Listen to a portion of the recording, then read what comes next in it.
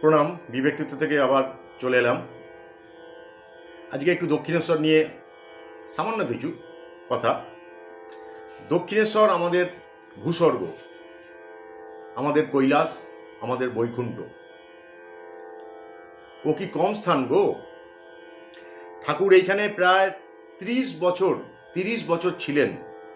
পঞ্চবটী মহাসিদ্ধপীঠ। এই পঞ্চবটিতে ঠাকুরের কত ভাব মহাভাব হয়েছিল। ঠাকুর বারবার বৎসর ধরে কত বিভিন্ন ভাবের সাধনা এই দক্ষিণেশ্বরে করেছিলেন।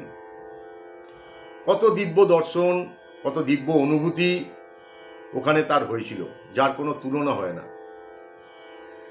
আর কোনো অবতার পুরুষের জীবনে এত কঠোর ও বিভিন্ন ভাবের সাধনা ও এত উচ্চ আধ্যাত্মিক অনুভূতির কথা ধর্মের ইতিহাসে দেখা যায় না।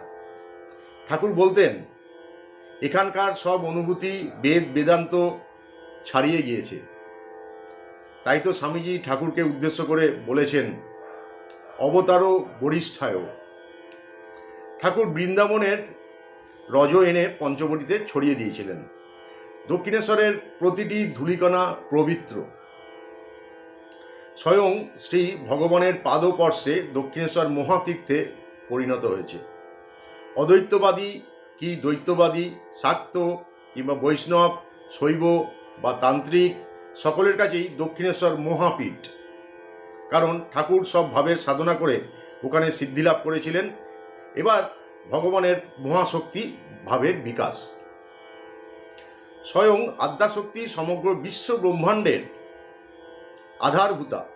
সেই জগৎজননী স্বয়ং ঠাকুরের দেহ আশ্রয় করে লীলা করেছেন।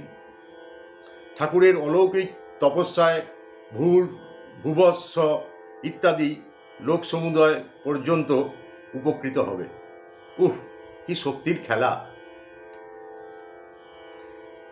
এটা বললাম। শ্রী রামকৃষ্ণকে যে রূপে দেখিয়াছি, স্বামী শিবানন্দ। আসি। প্রণাম ঠাকুর, প্রণাম মা, প্রণাম স্বামীজি।